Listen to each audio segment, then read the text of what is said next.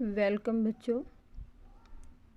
आज हम वितान का पहला पाठ भारतीय गायिकाओं में बेजोड़ लता मंगेशकर, जिसको कुमार गंधर्व जी ने लिखा है। मैं इसका सारांश बता रही हूँ।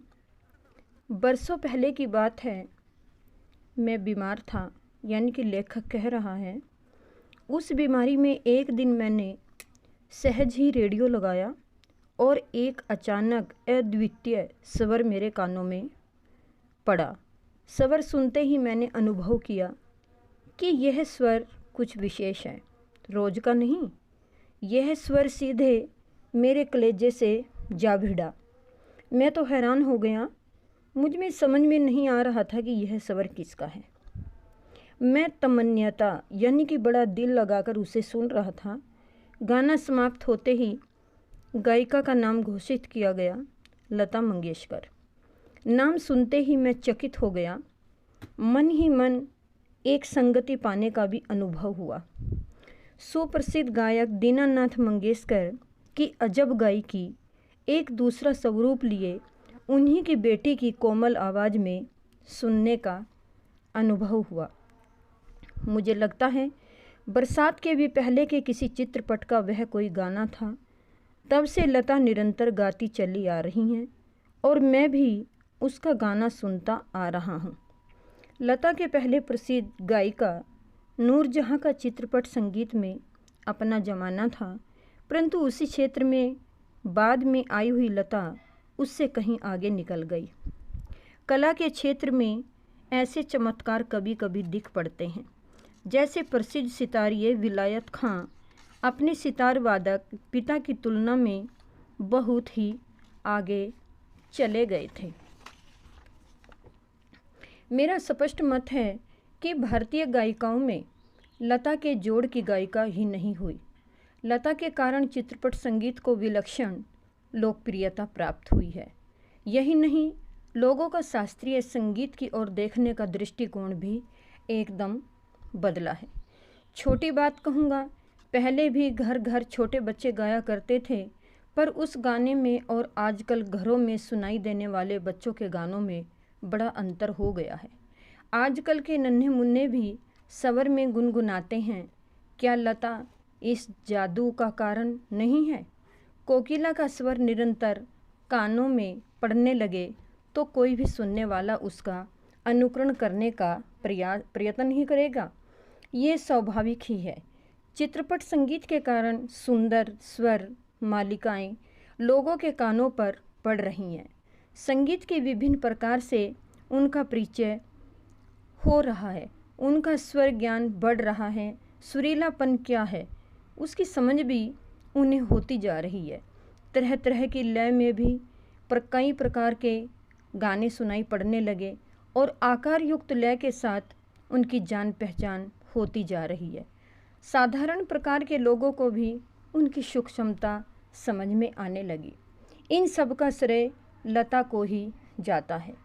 इस प्रकार उसने नई पीढ़ी के संगीत को संस्कारित किया और सामान्य मनुष्य के संगीत विषयक अभिरुचि पैदा करने में बड़ा हाथ बटाया। संगीत की लोकप्रियता, उसका प्रसार और अभिरुचि का विकास का श्रेय लता को ही देना पड़ेगा। सामान्य श्रोता को अगर आज लता की ध्वनि मुद्रिका और शास्त्रीय गायकी की ध्वनि मुद्री, ये विशेष प्रकार की दो स्वरलिपियाँ होती हैं, सुनाई दे तो लता की ध्वनि मुद्रिका जो है पसंद करेगा। गाना कौन से राग में गाया, ताल कौन सा था, यह शास्त्रीय ब्यौरा इसी आदमी को सहसा मालूम नहीं रहता। उसे उसमें कोई मतलब नहीं कि राग मालकोस एक भैरवी थाट का राग होता है और ताल त्रिताल यह 16 मात्राओं का ताल होता है। उसे तो चाहिए कि वह मिठास के जो उसे मस्त कर दे, जिसका वह अनुभव कर सके, और वह स्वाभाविक ही, क्योंकि उसी जिस प्रकार मनुष्यता हो तो मनुष्य ही, वैसे ही गानपन हो तो वैसे ही संगीत। लता का कोई भी गाना लीजिए तो उसमें 100% यह गानपन मौजूद मिलेगा। लता की लोकप्रियता का मुख्य मर्म यह गानपन ही है। लता के गाने की एक और विशेषता है उसके स्वरों की निर्मलता। उससे पहले की पार्श्व गायिका नूरजहां भी एक अच्छी गायिका थी, इसमें संदेह नहीं। तथापि उसके गाने में एक मादक उद्तान दिखता था। लता के स्वरों में कोमलता और मुग्धता है। ऐसा दिखता है कि लता का जीवन की ओर देखने का जो दृष्टिकोण है वही उसके गायन की निर्मलता में झलक रहा है। हाँ, संगीत दिग्दर्शकों ने उसके स्वर की इस निर्मलता की जितना उपयोग कर लेना चाहिए था उतना नहीं किया। मैं स्वयं संगीत दिग्दर्शक होता तो लता को बहुत जटिल काम देता, ऐसा कहे बिना रह नहीं जाता। लता के गाने की एक और विशेषता है उसका नादमय उच्चारण। उसके गीत के किन्हीं दो शब्दों का अंतर स्वर के आलाप द्वारा बड़ी सुंदर रीति से भरा पड़ा है और ऐसा प्रतीत होता है कि वे दोनों शब्द विलीन होते होते यानी एक दूसरे में मिलते मिलते धीरे धीरे मिल ही जाते हैं। यह बात पैदा करना कठिन है, परंतु लता के साथ यह बात अत्यंत सहज और स्वाभाविक हो बैठी है। ऐसा माना जाता है लता के गाने में करुण रस विशेष प्रभावशाली रीति से व्यक्त होता है, पर मुझे खुद यह बात नहीं पटती।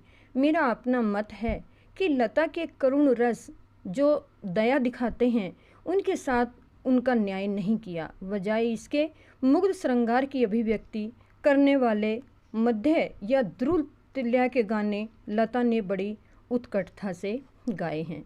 मेरी दृष्टि से उसके गायन में एक और कमी है, तथापि यह कहना कठिन होगा कि इसमें लता का दोष कितना है और संगीत दिग्दर्शकों का कितना। लता का गाना सामान्यतः ऊंची पट्टी में रहता है, जिसको हम आरोह कहते हैं। ऊंचे स्वर में गाने में संगीत दिग्दर्शक को अधिकाधिक ऊंची पट्टी में गवाते हैं और उसे अकारण ही चिल्वाते हैं। एक प्रश्न उपस्थित किया जाता है कि शास्त्रीय संगीत में लता का स्थान कौन सा है। मेरे मत से यह प्रश्न खुद ही प्रयोजनहीन है। उसका कारण यह है कि शास्त्रीय संगीत और चित्रपट संगीत में तुलना हो ही नहीं सकती। जहाँ गंभीरता शास्त्रीय संगीत का स्थायी भाव है, वहीं जलद लय और चपलता चित्रपट संगीत का मुख्य गुणधर्म है। चित्रपट संगीत का ताल प्राथमिक अवस्था का ताल होता है, जबकि शास्त्रीय संगीत में ताल अपने परिष्कृत रूप में यानी उच्च कोटि के रूप में पाया जाता है। चित्रपट संगीत में आधे तालों का उपयोग किया जाता है। उसकी लयकारी बिल्कुल अलग होती है, आसान होती है। यहाँ गीत और आघात को ज़्यादा महत्व दिया जाता है। शुभलता और लोच कहते हैं लचीलापन, तेज मनोरंजन करने वाला को अग्र स्थान दिया जाता है। तथापि चित्रपट संगीत गाने वाले को शास्त्रीय संगीत को उत्तम जानकारी होना आवश्यक है और वह लता के पास निसंशय है। 3.5 मिनट के गाए हुए गाने को चित्रपट के